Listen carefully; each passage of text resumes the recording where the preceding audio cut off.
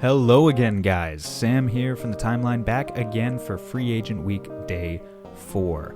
Technically, there was a one-day break in between there. Hopefully you can forgive such a heinous transgression.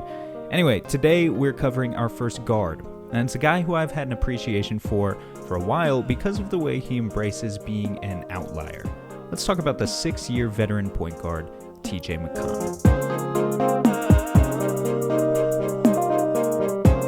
So, like I said, McConnell is an outlier, but what makes him that? Without watching a second of footage, you could take one look at a player like TJ and produce a whole crop of stereotypes in your head, and the sad part is, you'd be right about many of them.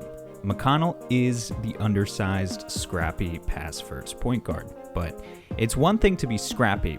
It's another thing entirely to lead the league in steals with barely a plus wingspan. The latter requires us to be more dutiful and honest in our analysis, rather than just leaning into stereotypes. So, McConnell averaged 1.9 steals per game last season, 2.6 per 36 minutes, and obviously that is going to be a major boon to any team's ability to generate transition offense. It's hard to pin down exactly what are the areas that comprise defense in the NBA, but I do think it's a logical conclusion to say that there are only so many components, and that when you lack in one area, value has to come from somewhere else. So for TJ, he lacks the natural size and wingspan, which means that for him to steal the ball this often requires a phenomenal grasp of a couple of things: defensive pattern recognition and physical reaction time.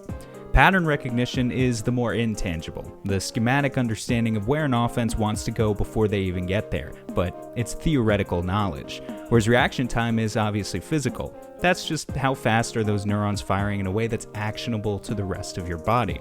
When I watch TJ, I see a player who is both showcasing a high understanding of the game while simultaneously pulling his body in seemingly every direction at once. It's chaos, but it's controlled chaos. When a big dares to bring the ball down for even a microsecond, McConnell is ruthless. When he wants to lull you into a sense of security by falling back for a bit out of the passing lane, you may be playing right into his hands. All of it is incredibly fun to watch. And of course, there's just an element of grit and hustle here as well. With a play like this, for example, how many point guards would just refuse to die on this screen, then poke the ball from behind and create one last scoring chance only to cushion an already double-digit lead? That's just brilliant effort on the part of McConnell. Before moving on, I'd also like to point out that he weighs in at 190 pounds, which really is pretty good for a guy of his size. It's not enough to make him a multi-positional defender, but it does allow him to deny initial penetration against opposing guards and keeps him from hemorrhaging driving lanes, which is an important box to check. The other main part of TJ's identity is going to be his passing, as he is the definition of a pass-first point guard.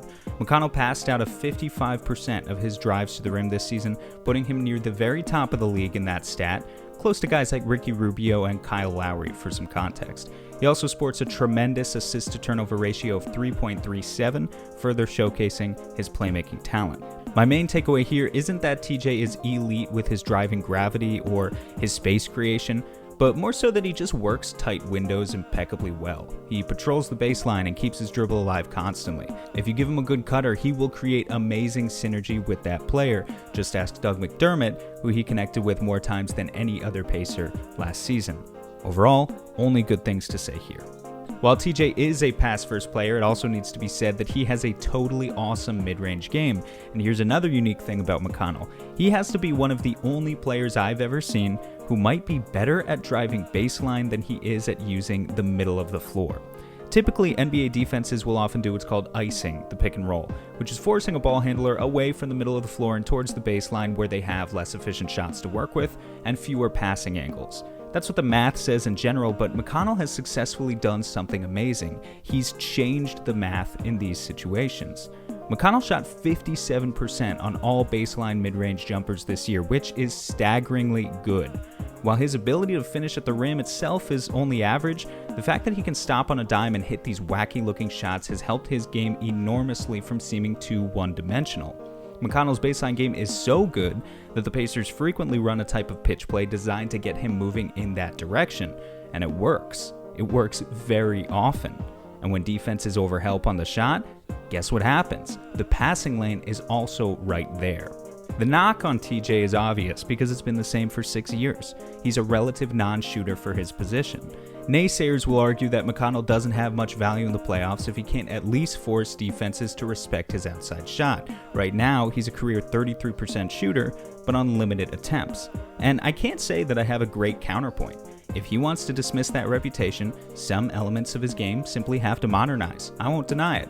But still, you can't deny that transition offense is the easiest offense in the NBA, and with McConnell, you'll create that in spades. I think based on that alone, some other sins should be forgivable.